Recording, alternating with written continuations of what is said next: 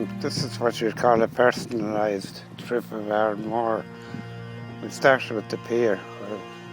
A lot of memories for me when I was born and reared, when I was reared here.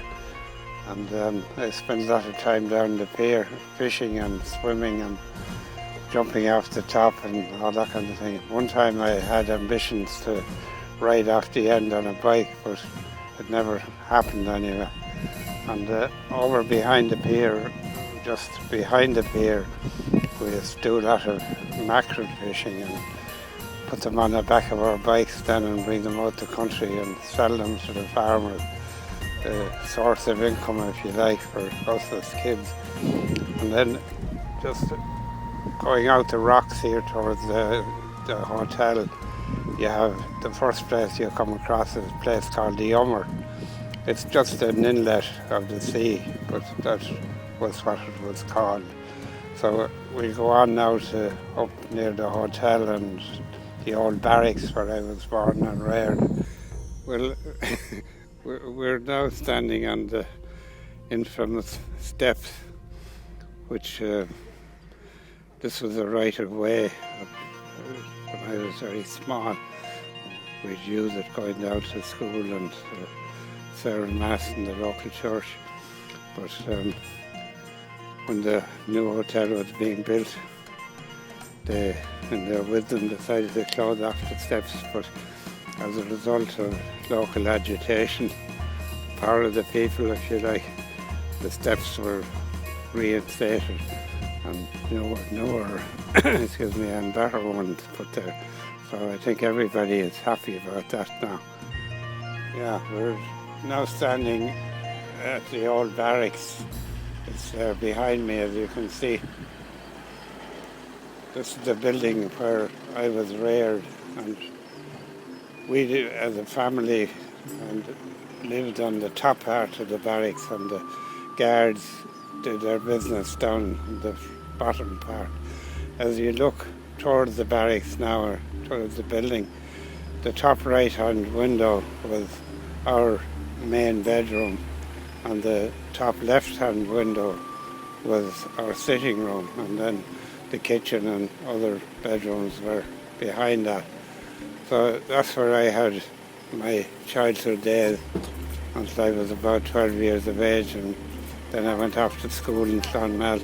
We're now at final Dha Ri, that in English means the Cliff of the Two Kings. I don't know why it was called that, but when we were small I was very much into fishing, mainly mackerel, as a source of livelihood, if you like, as a child. Make a few bob. But I'd come down here most days in the mackerel season and look over this wall, and if there were mackerel down there I'd see them from here. So then I'd climb down the cliff with my pole fishing rod and catch some and bring them off and sell them. We're now at St. Declan's well, and there were 3 crosses up here, one for Jesus and the 2 thieves, one on each side. As you can see, there's only 2 left now. Somebody stole one of the thieves some years back, which was never found. And then in days gone by, when we were very young, we'd come down here and there'd be loads of people coming around here, and they'd start here and go right around 3 times, saying the rosary as they went, and they'd take 3 drops of water from the holy well, and it was supposed to have curative powers. They'd also throw money in the well.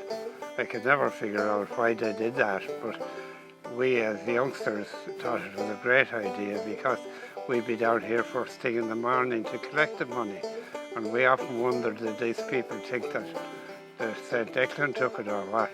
But anyway, it was another source of income for us. So we go on now to the other end of the church.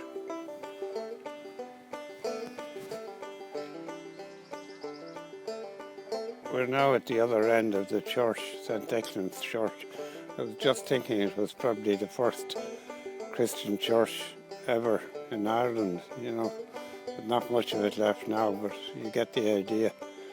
But part of the rounds was that you'd make a cross at this end of the church when you finished up. And see this cross here, this one, I think I actually started that, and people have come along and made other ones since. There are loads of them around the place now. So they are, and it's a nice, very peaceful place. This is part of the well situation here. I just wanted to say that when we were kids, we used to climb down the cliffs here and catch a mackerel as well. It was a favourite mackerel fishing place. I wouldn't like to try and climb down there now, but when you're young and active, it's no problem. And there was another place just out a little bit between here and the Pound na Dinner, which is the head, the deepest hole, but there was a cave out there which was called what was the name? The name escapes me now, it'll come back to me again. Alright. Oh, the putty hole, yeah, of course. How could I forget? Many a time I was in it.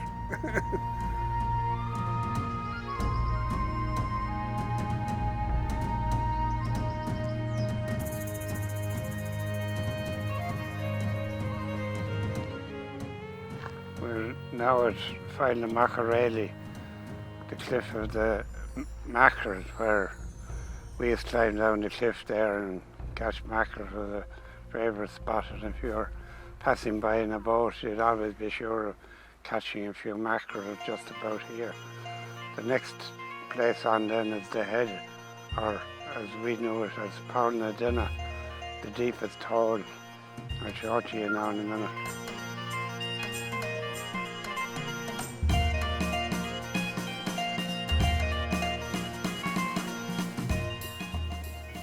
We're now out at Pound na Dinner, the deepest hole, and again it used to be a great place for mackerel and pollock, and we'd catch some bream here sometimes as well, but we wouldn't eat the bream, they were too bony.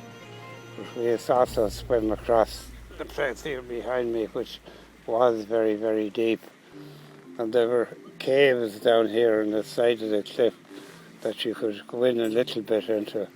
They were supposed to be originally joining up with the mines, which were, the entrance to the mines was up in the field up above the cliff there.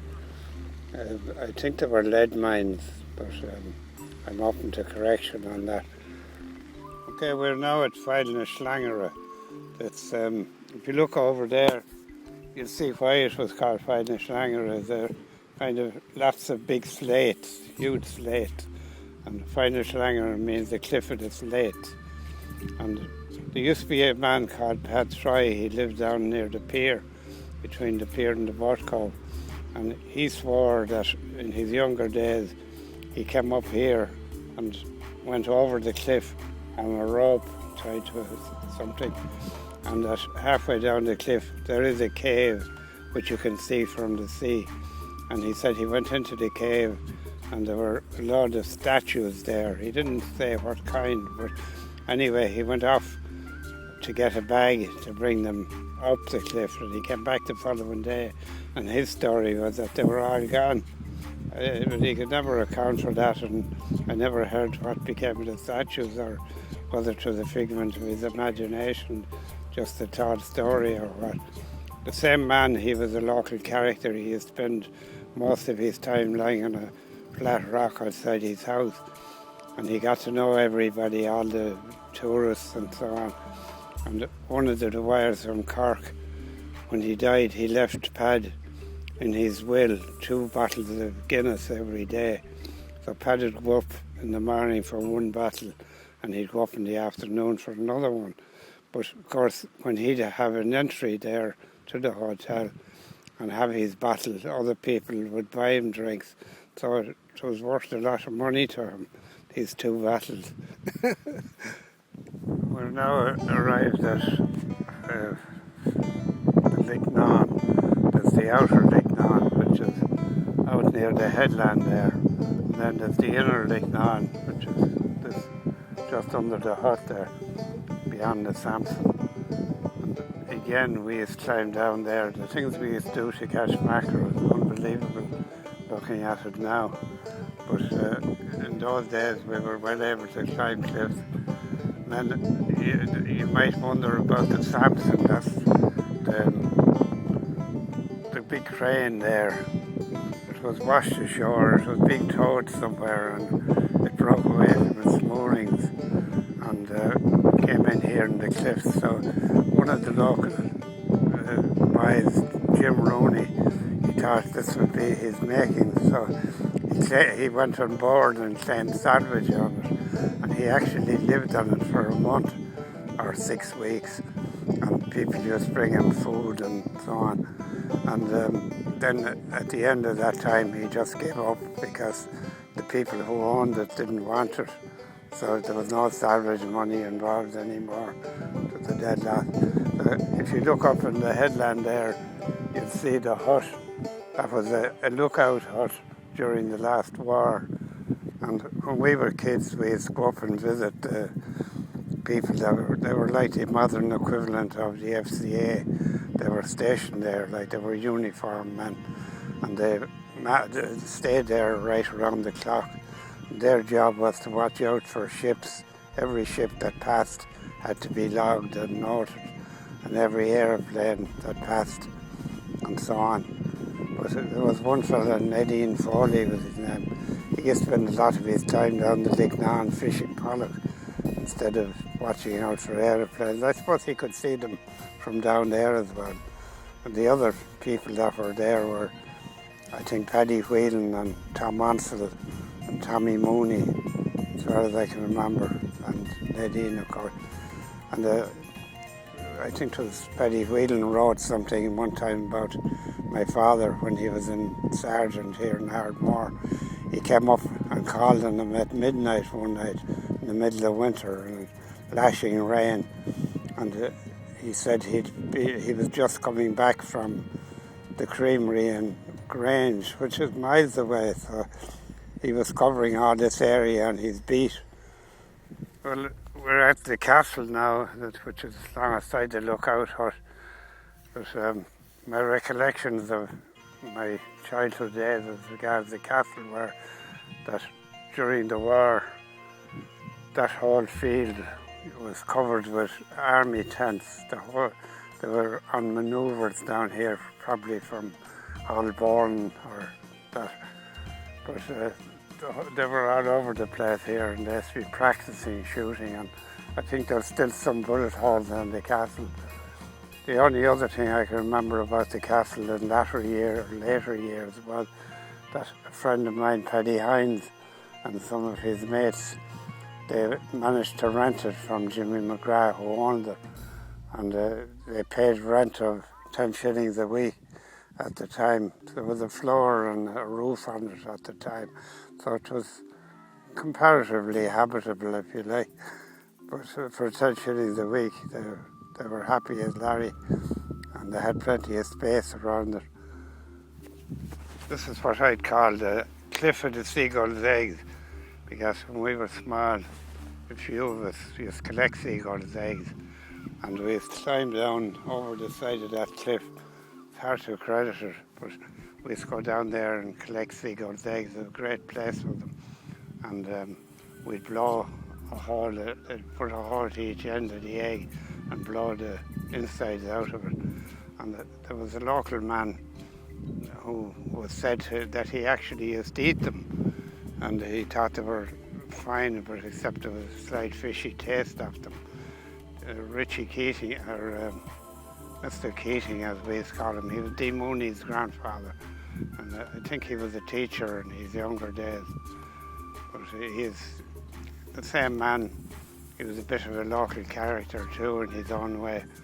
He used to walk with a stick, but every time the bus would come into the village, he'd walk up to the bus to see who got off the bus, and then he'd go into Rooney's bar for a shot of whiskey, and he'd come back later on and have another shot.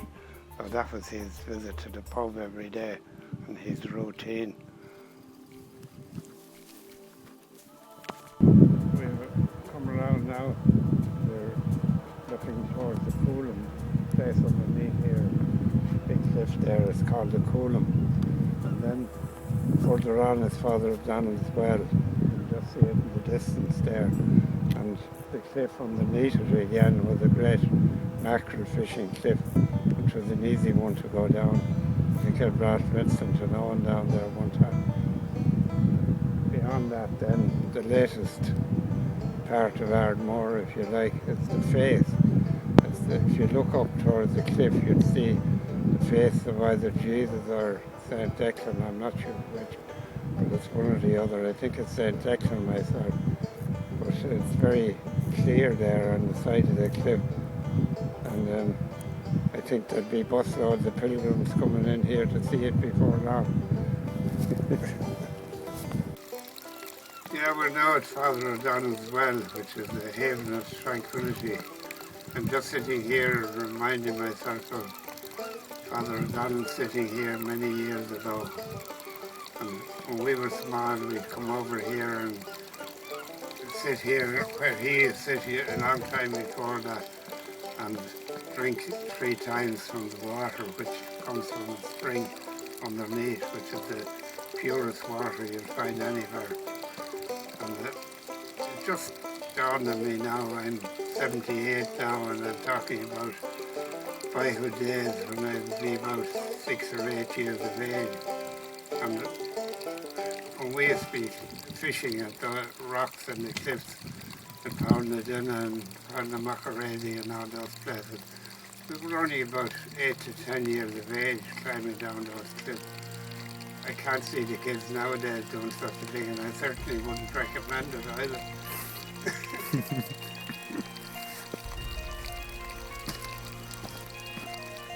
We're now at the Tea Flag. Again, it was a favourite spot in our young days to come over here. We'd have picnics, but the story about the Tea Flag is that in days gone by, when maybe probably gone back to famine times, when people were going to America, they'd come over, the local people from Ardmore, I mean, they'd come over here and they'd have tea on this flat rock. That's how it came to be known as the Tea Flag. And it would be their last tea before they'd head for America. And they'd carve their names there. And some of the names are still quite visible there, actually. Very interesting place, but it's very difficult to find it now because the field that you have to come through is electrified fence on it, which doesn't work, but you're not supposed to come through that field. But despite all obstacles, Owen and myself are here today. Old went down. I was a bit nervous of going down at my age, so I declined. But he was very impressed with the names on the Tea Flag. And don't forget about your own name. Oh yeah, I came over here in 1946 and I carved my name down there, BG, in large letters. The reason I did it in 1946 was because I was leaving Ardmore to go away to school in Culaim, to secondary school, and I was away for 5 years except for holidays. So I suppose I was following in the footsteps of the people that went to America, but I didn't have to go as far. I forgot to bring tea with me, I think, that time, but it did carve my name. It's not actually on the Tea Flag itself, but it's on outside it. You might find it if you look.